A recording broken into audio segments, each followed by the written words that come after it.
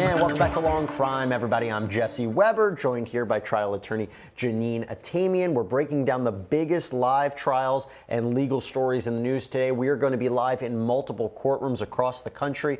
A lot to cover, so let's get started. Okay, they just excused that witness, so let's get some perspective on what this means. That was the first witness of the day. Of course, I'm also joined here on the Law&Crime Network by trial attorney Andrew Cherkasky. Andrew, great to see you. I'm glad you're here to talk about this trial.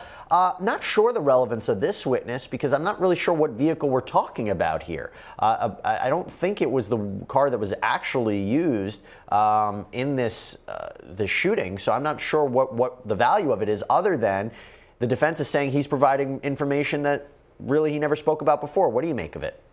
Well, it seems like we've got a very aggressive defense strategy in this case. So I think that they're going to start unfolding are these little pieces of what they see as relevant and how they're going to chip away at the prosecution's case through this very aggressive, kind of over the top, in a way, type of defense.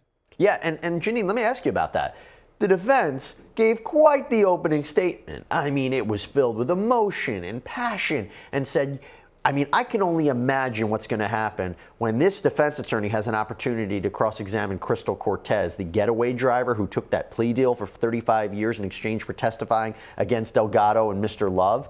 What is that going to be like? Well, he already told us to do the math, and he told us basically that she's a liar. So I think during opening, he gave us kind of a roadmap that this is going to be a very volatile case, and he's going to really take a very strong defense position for his client.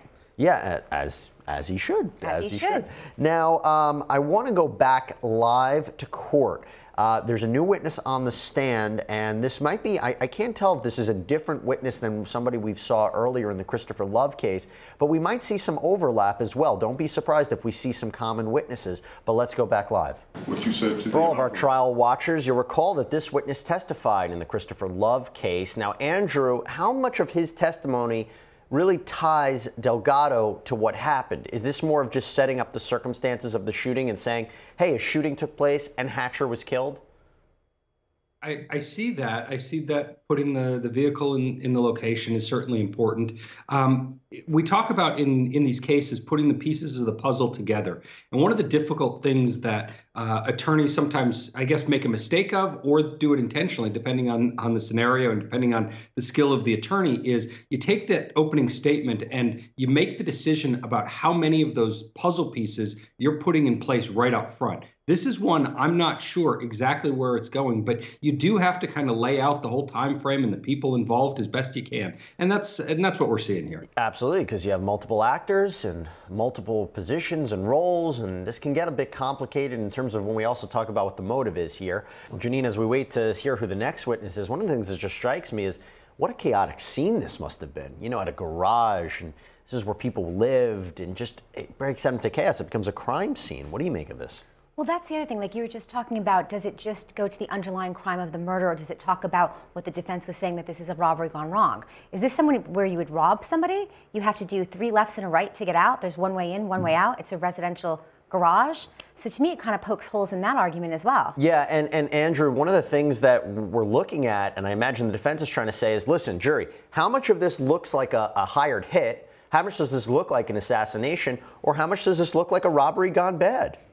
I'm struck by how much detail this witness was able to see, how obviously close he would have been to all of this, that I think that at least gives some credibility to a defense where it may not be a hired hit, because that seems like something a hitman wouldn't do. It's putting way more risk out there than you would think in a situation like that. Well, I don't think, Christopher Love is the kind of hitman that you're seeing in movies over here that's planning it out. If we go back to the Christopher Love case, they tried to buy him with drugs and money, and it was a mess, obviously.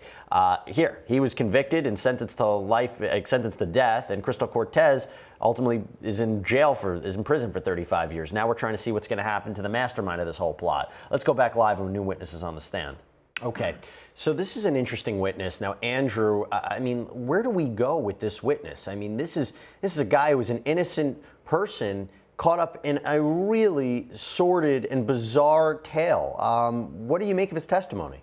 Well, I just find it so interesting that such a critical piece of this was brought forward to the police so quickly, that he was able to notice the car and then was ultimately willing to call it in. That's, I guess, a very unfortunate set of circumstances for the defendants throughout this case. But then how he's involved, I can't quite figure out how the defense is going to attack him. Maybe that he was more involved than he's saying he was, but then why would he call it in at all? So I find this to be just a terrible bit of evidence for the defense, and something that the prosecution really has to tie everything together so close to the crime itself, that this is perhaps one of the linchpins to their case. Because at the very least, you don't need, if you're the state, to show these conversations that Delgado had to kill Hatcher. You can place her with these key people planning, and that might be enough to show that she was involved.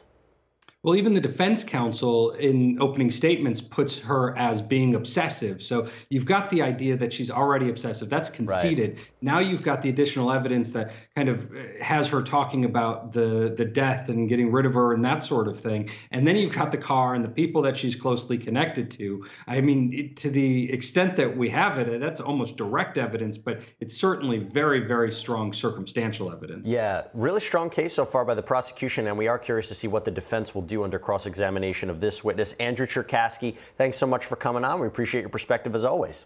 Thank you, Jesse. All right, everybody, we have to take a quick break, very, very quick. But when we come back, we're going to jump live. We don't want you to miss any moment of this trial. We'll be right back.